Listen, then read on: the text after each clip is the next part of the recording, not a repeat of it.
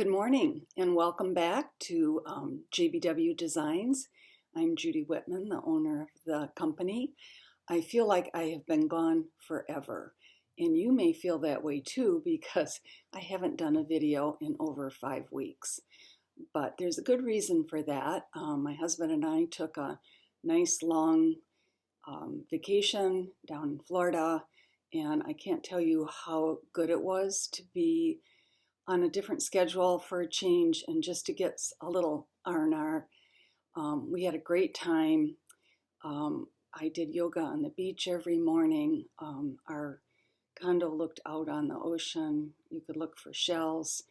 What more could you want? The best thing about it was that part of our family was able to come down and spend a week with us, and I actually got to give each one of them hugs. So if I think about it too much, I'll start to cry because it was just such a nice thing to happen in our family after such a long time. So let's see, what else do I have to tell you? I was busy with stitching, of course. One of the nice things that happens down there is that I have a group of stitching friends who live down there. Two are former shop owners who always invite me to come and join them for their stitching sessions. And so for the first time in a year, they were able to gather because we were all had vaccines. And that was so much fun. We met 3 different times in one of the members' homes, and we just spent hours stitching together. And I don't take the time to do that here, but I think I need to make a resolution about adding that part of enjoyment to my life at home here. So I want to welcome you back and thank you for watching again. I did stitch, as I mentioned, while I was gone. I stitched, I think, 7 different, very small pieces. And one of the problems that happened, and I'll tell you about that in a minute, is that I had so little time between the last show that we did, the expo, and when we had to pack to leave, that my packing of my projects was kind of pitiful, actually. So I really had to use my imagination because I didn't have enough time to pack what I wanted. But I decided, kind of on a funny note, to restitch Spring in the Round because I wasn't sure I loved the first green I did. So that was the first piece I did. And then I had purchased another red sampler, and I had made a photocopy of that, and I stitched 2 models of that piece, 1/2 and 1/1.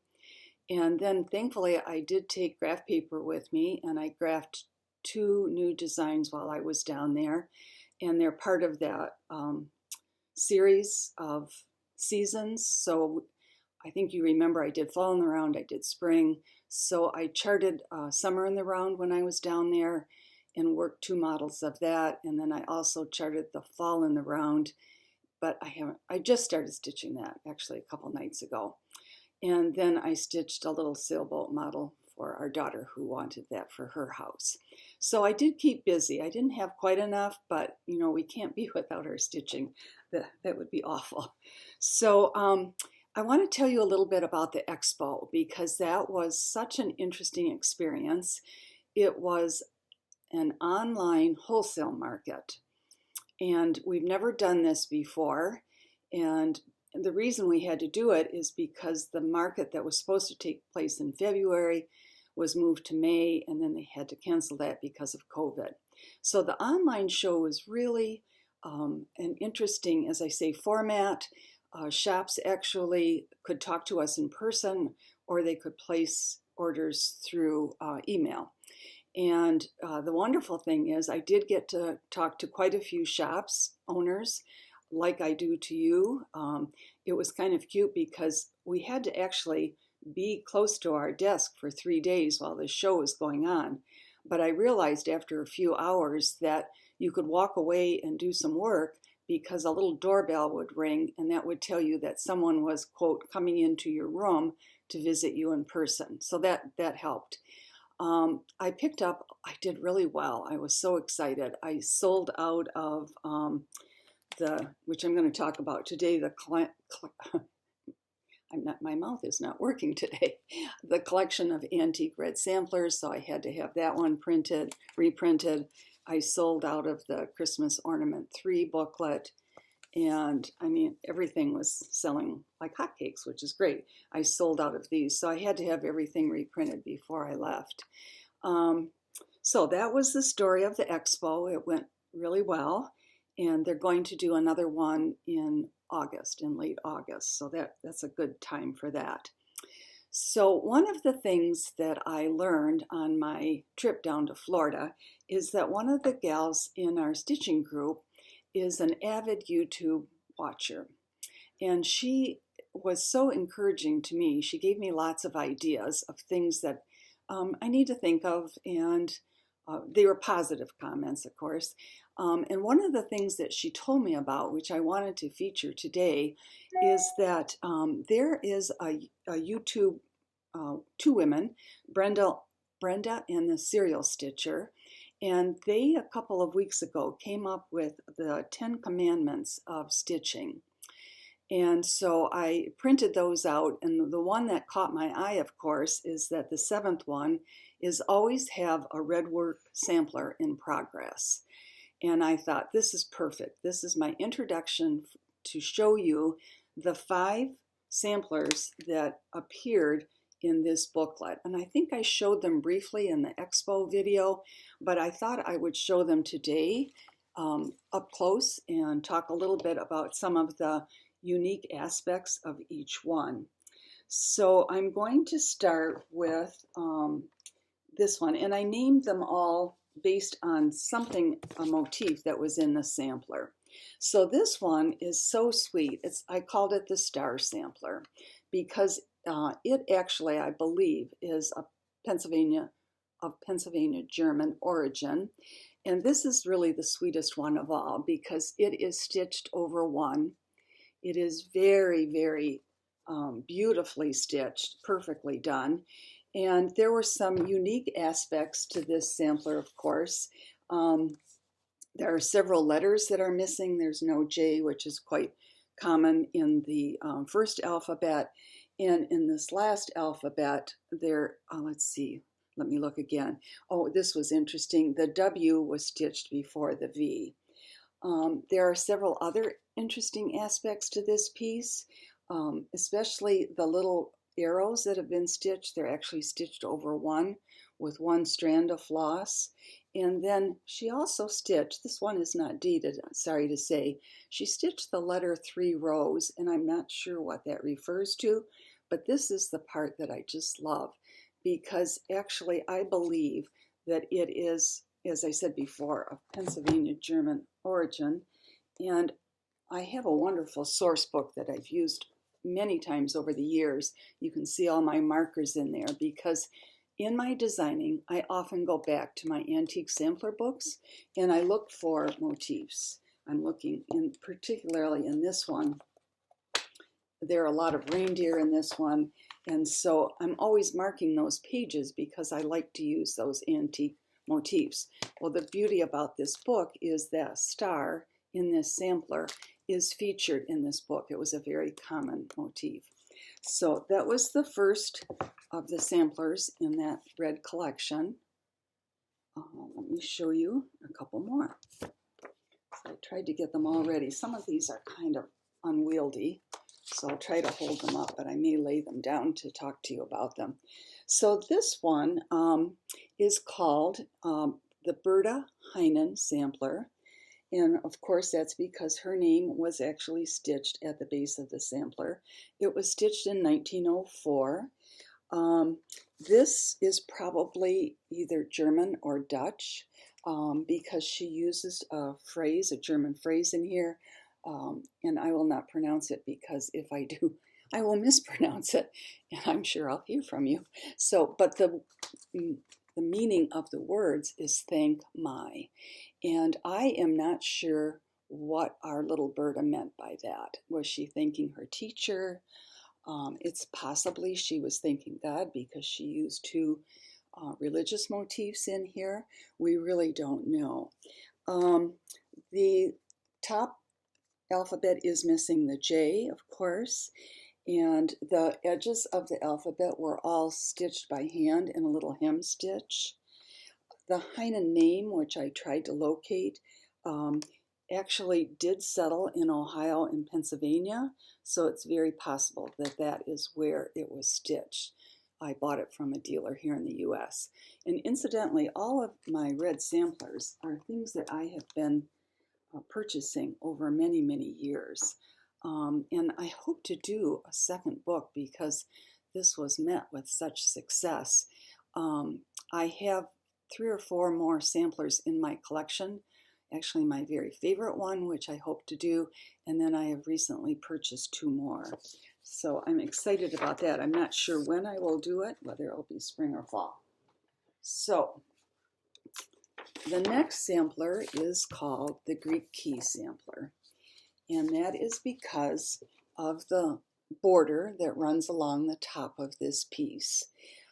This was all worked in one strand. The linen that it's worked on is actually quite coarse, but the thing that I love about this sampler, it is not dated nor is it signed, but I love this alphabet down here.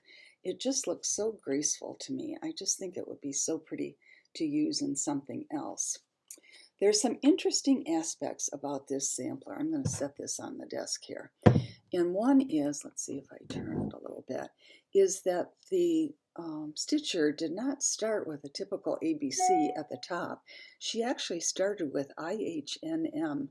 And gosh, what a good question that would be as to why she decided to do it that way. We really don't know. Let's see. The J, Q, and X have actually been omitted from the lowest alphabet. And then I thought this is kind of sweet. Her little Y goes right into the border because she just didn't have quite enough room to put that in there. This too is also hem stitched around the edges. And if I show you up close, you can see some of the very interesting alphabets that there are in this piece. So that is the Greek Key Sampler. I actually had somebody on Instagram the other day named Laura, and she posted a picture of a red sampler that she was working on, and she referred to this commandment of you always must have a red sampler. So Laura, thank you. She posted one of the ones that I had just published, so that was exciting. Let's see. All right, this is a very heavy frame. Let me set this aside. So the next piece, this is hard to pronounce, is I called it, I'm going to say Burkitts, but it's, the name at the bottom is BRKITS, and then the last name initial is K. And this too is such an interesting piece. The linen that it is worked on is so fine. You just can't imagine how tight the weave is. It's really quite remarkable.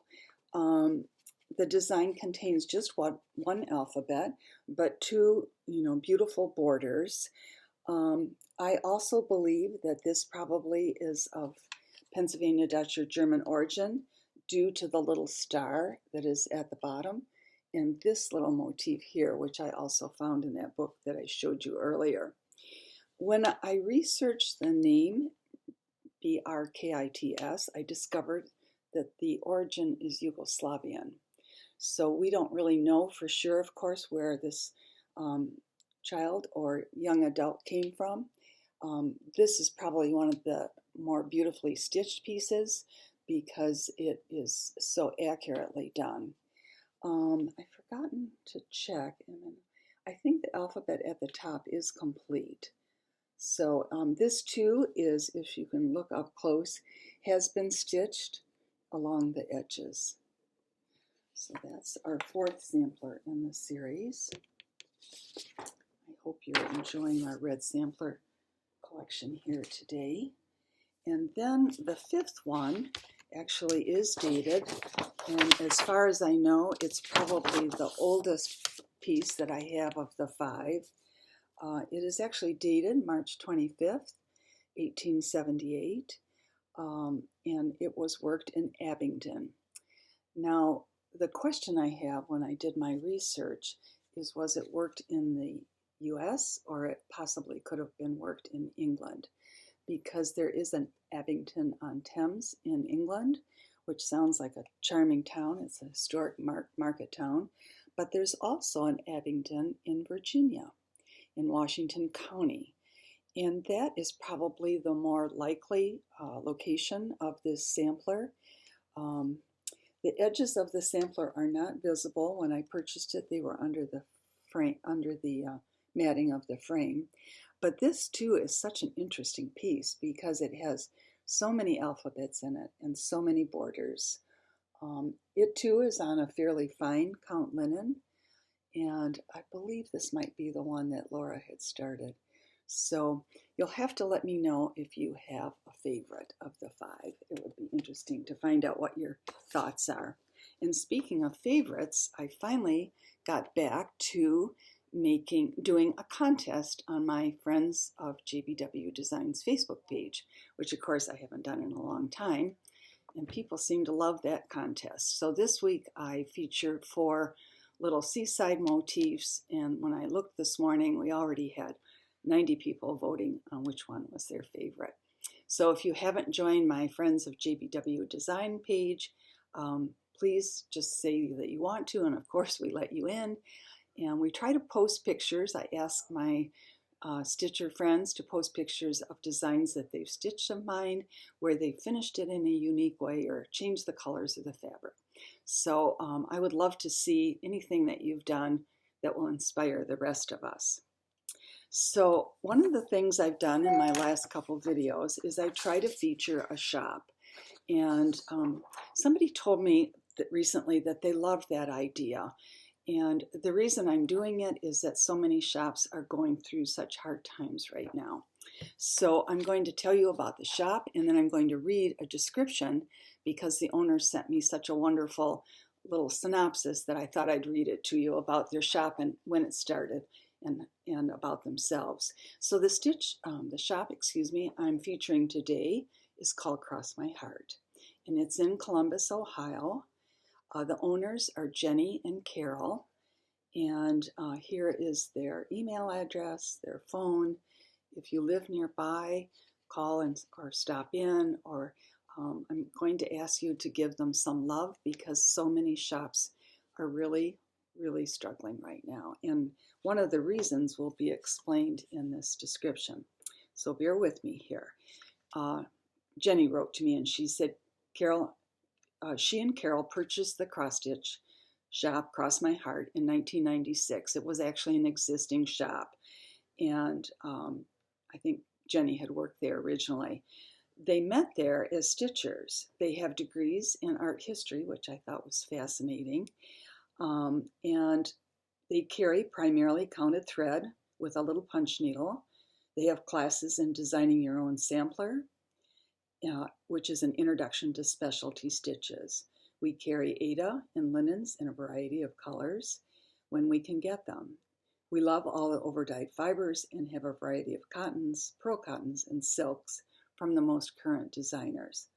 Last year has been challenging, to say the least. Currently, the challenge is continuing to provide stitchers with a variety of fibers and fabrics in a timely manner. Many items have taken months to restock, and I'm hearing this over and over again from shops. And you know this from trying to place orders. They're doing the best they can. So please let your audience know that all shops are doing their best to continue to obtain wonderful designs, fabrics, and fibers for their stitching projects. And then they thanked me for connecting their shop to my audience. So I just think it's such a good idea to try to support our shops. We want to keep them alive. The brick and mortar shops, as I say, are really struggling. So thank you so much for helping them. I hope. Keep my fingers crossed. So I want to thank you for watching today. I love your comments. Please ask me questions.